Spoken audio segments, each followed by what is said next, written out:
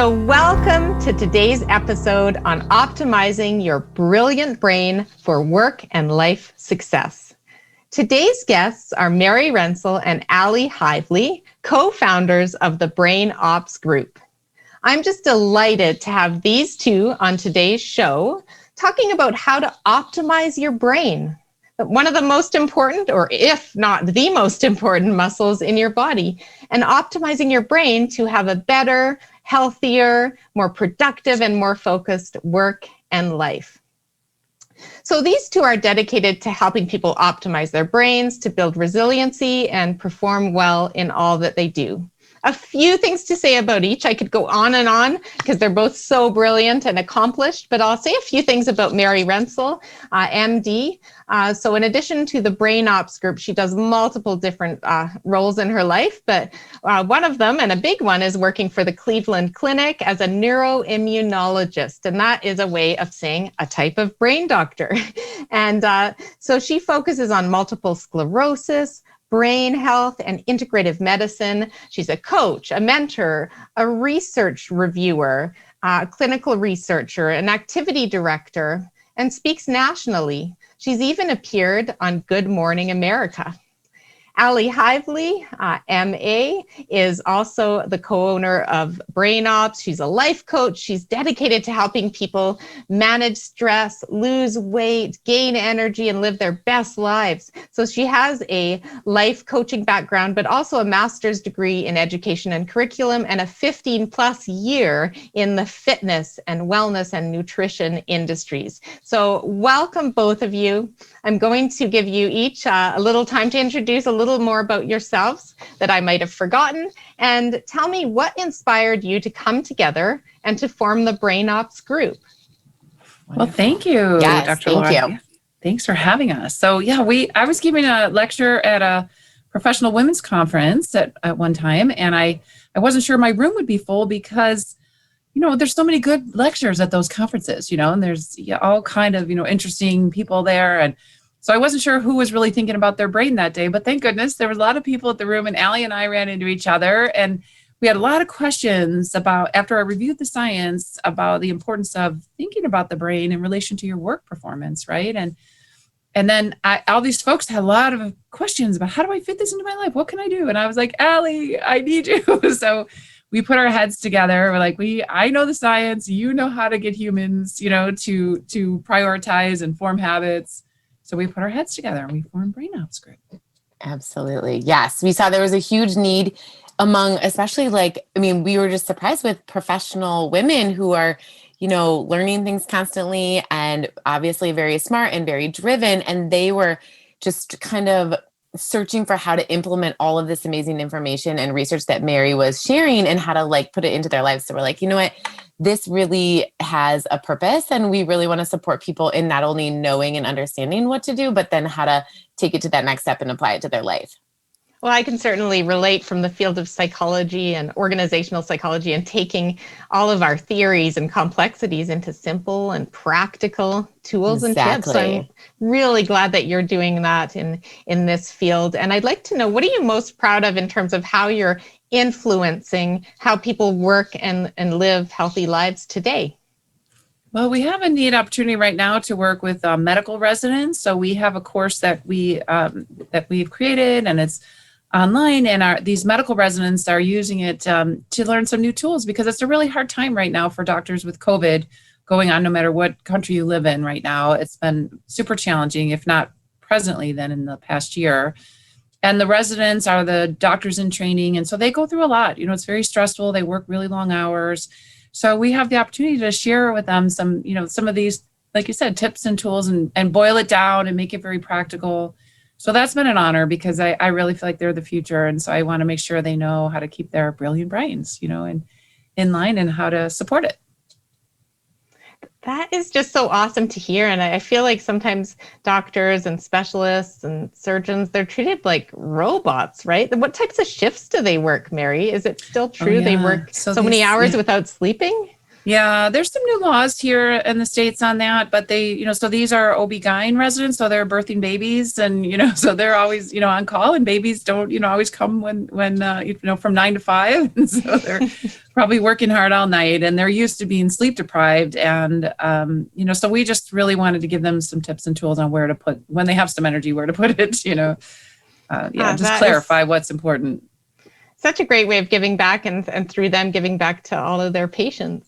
Right. Mm-hmm. So that's fabulous. So what's been unhealthy about the way that we work and we live as a society, and what needs to change there? Yeah, I think, so it's been a tough year. It's, like we've heard in Canada right now, and so many countries are suffering still with COVID. And it's been a tough year to try to work at home. And Ali can speak to that. My kids are a little bit older, but, trying to work with the kids in the home and teaching the kids, and and then going into work and being nervous about seeing your colleagues, but really wanting to see your colleagues because you miss them, but you always worry about this global pandemic. And so it's been a tough year, and everybody only has so much energy. And I think if we can just help folks prioritize where to put it, especially now when people are tired from a global pandemic, that's really our mission. Yeah. And noticing that, as far as unhealthy behaviors go, we've kind of lost all routines that we used to know and connect to. So you may have worked hard to build some routines that work for you in order to implement the healthy behaviors, like even exercise and nutrition. And then so much has changed with this past year that often, we were finding ourselves, but so many people that we've come in contact with really had to switch into that survival mode just to get through. And so while we thought it was going to be very short term and temporary, it's turned out to be so much longer. So now, instead of just using that little bit of time to kind of turn on the survival mode and kind of push away the healthy habits and kind of push away the things that we ultimately know we need to do, that's lasted for so much longer. So now, it's almost like the routines may not be there, and we're kind of turning to stress management behaviors that might not necessarily be healthy, like that extra glass of wine or the snacking at night, or, the during the day stress and procrastination. So I think it's a lot of the past year just being in that survival mode, and then realizing this is not that short term. And so what am I doing that is not really serving me? And what can I start to kind of shift out of that I might have just grabbed a hold of to get through at the beginning. So that's really what we're seeing. And I loved how you say not serving you, right? Because I think what really stands out to me is the food you put in your mouth, the drinks that you drink, that all affects brain health, doesn't it? Mm-hmm. Absolutely. And absolutely. We think of it as weight gain primarily, but it's really brain health as well. And I think you two do a brilliant job of describing that in the Brain Ops group. Yeah. Thank you. I think it's great to remember that the brain is so metabolically active, so it needs nutrition 24/7. And that's not something we necessarily learn in our, grade school, high school, college, a lot of people, unless you're, happen to be in neuroscience or something, you might hear about that. But so that means that our nutrition needs to last and help our brain 24 hours. So these short bursts of, a lot of very sugary food or something that doesn't last, short lasting nutrition, simple carbs, they won't last and help the brain and support it throughout a busy day at work. So it's important to be intentional. And that's where I love Ali's ideas of how to, get the healthy whole food diet in throughout your day so that you can, make it attainable and not take a long time, but have a plan. Don't leave your brain support, to chance. Your brain optimization should not be left to chance. Yeah. And we really found too, sometimes if you shift the focus away from the body and the weight, which is what people usually think of nutrition, they just are focused on nutrition for that body image and that body composition. But if you shift the focus away into your productivity and into your being able to focus and being able to be, optimized for work, then it actually can take the pressure off your body, and you have a better desire to really fill up on those good, healthy things instead of the junk, because you're understanding that, it's not about just body image. It's about your being who you are and being the best version of yourself. So that's awesome. And I'm on a nutrition plan. I don't use the word diet because we know that diets fail and set us up for failure, but I needed a reset, like many people through COVID and through indulging more. And so it's a whole foods, like you said, and it involves intermittent fasting, and it's called metabolic balance. But I think about that program and this way of eating and living, it's helped my sleep a lot. And that's actually the better reward than the weight loss. So I'm sure you've heard, Absolutely. like you talk to your clients about that, Ali, like how all of this impacts sleep positively. Absolutely. Yeah. It's so related. All of these healthy lifestyle behaviors that Mary's research has drawn back to like the brain, which I think is amazing because we know these things in such compartments. We can separate them like, well, I need to exercise for my body composition and I need to do this for this and I need to do this for this. But really it all comes down to benefiting the brain. And so when you're doing one thing, it actually positively impacts other things. If you're focusing on sleep, then you notice that you're having better workouts and that you notice that you're focusing more and it's easier to be productive. And when you're exercising, you're noticing, the same thing. So it's so interconnected that really by tying the research to like, this doesn't just matter about your genes, right? This matters like for who you are and your career and you being able to be the best version of you in that productivity and in that workplace and also in your home life, then it kind of takes it beyond. And I think that's what's really helpful to the partnership because then people are, saying that they've tried to do something for a long time. And when they shift the focus onto that bigger picture, like to care for that brilliant brain, then it's like, oh, I can start to make this, come to a priority in an easier way. Yeah, really well put. So speaking of brilliant brain, maybe I'll ask this question to you, Mary. What is the most interesting latest research that we should know about how to help our brains thrive? Yeah, I think like you mentioned, sleep is so key that the research shows that sleep helps our creativity, so our cognitive performance. It helps our emotional regulation, which is so important now, right? After we are all kind of tired of going through the global pandemic, so everyone's been stressed and strained in many ways, including physically, financially, connections, so many ways they've been strained. So emotions are a bit raw for a lot of folks. So sleep can help your cognitive performance, your emotional regulation. And then, like Ali mentioned, it actually matters for your physical performance. So if you really are thinking like, I want to start an exercise program, I wonder what I can do. Like getting better sleep will help you get more out of your exercise. Your body is physically able to do more and recover more quickly, which has been shown in high level athletes and folks who are not high level athletes, just kind of the other of us, that are not, going for the Olympics or something.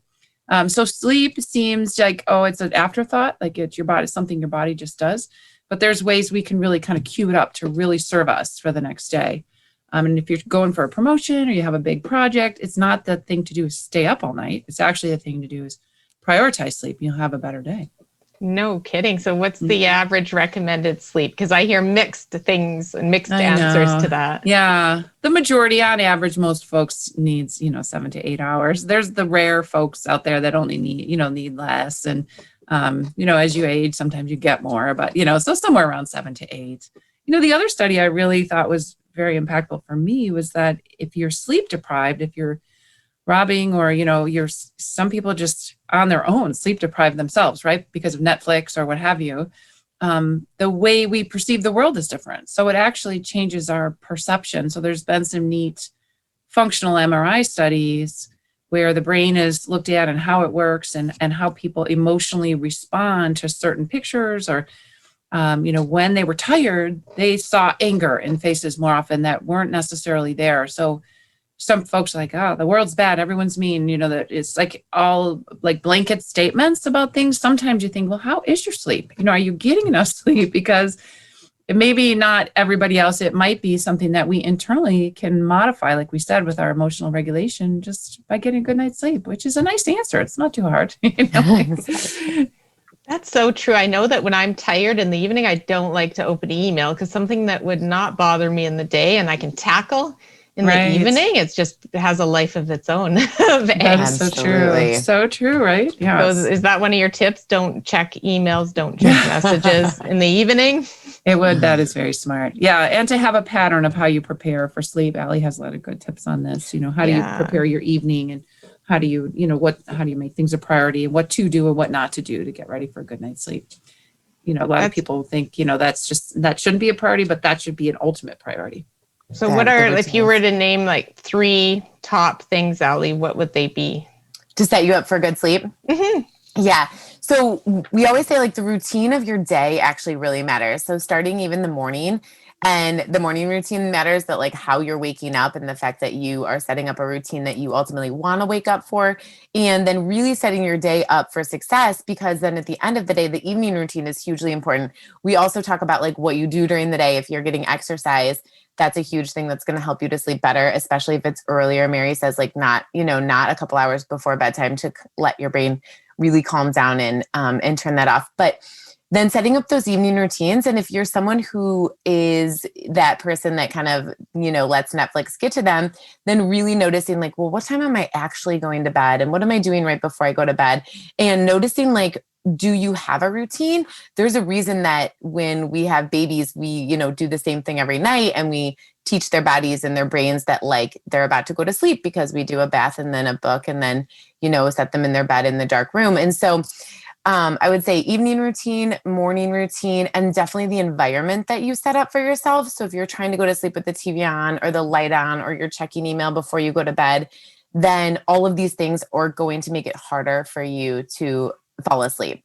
So if you're looking at your evening and you're noticing, yeah, most of the time I do the same thing. I brush my teeth, I read in my bed, and I, whatever. And then you're looking at your room and you're making sure that your lights are off, it's dark, it's quiet, and you're, aiming for the same time of day. That's going to make it all easier. All of those things are going to be helpful to getting you to sleep. If you do find that your mind just kind of takes off when you lay down, then keeping a notebook right next to your bed can be a really powerful strategy, that you can just do a big brain dump of anything that might be keeping you awake, whether it's an emotional something that's keeping you up, some feelings, or whether it's that to-do list that just kind of won't let you go to bed, and just kind of dumping that out. So I would say that's a loaded answer, but routines and environment are hugely important when it comes to sleep. That's wonderful. And I'm sure a lot of people will appreciate all that you explained there. And speaking of explanations, I know you have a CLE model that stands for the first part of Cleveland, which I haven't been to, but I hope to go to once we can travel again and get to meet you in person, your beautiful state of Ohio. But can you tell me about the Cleveland model and where people can learn more about it? Because we're just going to get kind of high level right now. Sure. Yeah. So we're from Cleveland, Ohio. So around our town, we see a lot of CLE all over. So, one thing we learned about resiliency of the brain is that, it's a multi-system approach. So, we tend to be good maybe at one thing, but if you're active in these three spheres, so it's connection, lifestyle, and then emotional processing. And there's things to do in each sphere: connection, lifestyle, emotional processing. In our course, we're glad to walk you through it. We have a website, brainopsgroup.com, and it would, tell you more. And, but the reason for that is the studies show that when people have this multi-system resiliency plan, you have better outcomes. You're a better caregiver, you're a better performer at work, you can help, your community, your family. So we're all more productive and more optimized. Yeah, I think that's one of the biggest and most interesting things is that Mary's research shows that like you do need to be active in all three. And so we really walk through like, what are those, like, what does that look like? Like, what do you mean by being active? How much exercise? What type of nutrition matters most? How much sleep? All of these kind of details. And I don't want to say it's not enough, but it's a great start if you're really good at one of them, but then really knowing that like all three of them are important. And so making sure that you're scheduling time for connection, that your lifestyle habits are actually happening. They're not one of those, I'm going to do this in the future. I should do this, or I used to do that. And then the emotional processing, which we find some people are like, oh, I don't really want to go there with the feelings. And if you start to build some habits around emotional processing, it's really not scary, and it's really healthy for your productivity and focus, as well as the rest of your body and actually the organ of your brain. So understanding that like all three things matter is, I would say, one of the most important things to take away. That's great. And I'm guessing, and knowing this from psychology and from one of our partner practices, synthesis psychology, and seeing the clients coming in there for different emotional challenges, I like to say, that's the toughest one, isn't it? Figuring out the emotional regulation for people to get their heads around. Do you find that? Versus it is. I don't think, right. I agree with you. There's not a lot of just life lessons on how to do that. So that's like breaking that open, and what does that look like, and giving people really practical examples is really important, we've found. So we walk people through how to do that and what that could look like. It could be as simple as just writing down, 3 feelings 3 times a day for a week and just get a feel for, where are you throughout the day? Like you said, evenings maybe a little bit, not as patient. Maybe mornings is your great time to plan and make some good strategies. And not judging them, just listing them and just being aware, assessing, where you are first most of the day is helpful. Beautiful. Yeah, beautiful. So this has been really helpful, learning some strategies from you, some tips, some tools. I'd really encourage people to look at brainopsgroup.com, the website, and we're going to put that in the show notes, and we're going to share more resources around the course, the materials, the resources that these two beautiful, brilliant brains have created to help human beings and help all of you to live better lives and be well. So thank you so much, Mary and Ali, for all that you're doing and for being on this episode, part 1. And we look forward to part 2 in 2 weeks to continue our conversation about work-life wellness. Awesome. Thank you for having us. Thank you so much for joining us today on Where Work Meets Life. I'm passionate about sharing insights from experts around the world on topics at the intersection of where work meets life. If you found this podcast useful, please share with others who may benefit and engage with us on social media. For more articles, information, and tips, sign up for my monthly newsletter at my website, drlaura.live.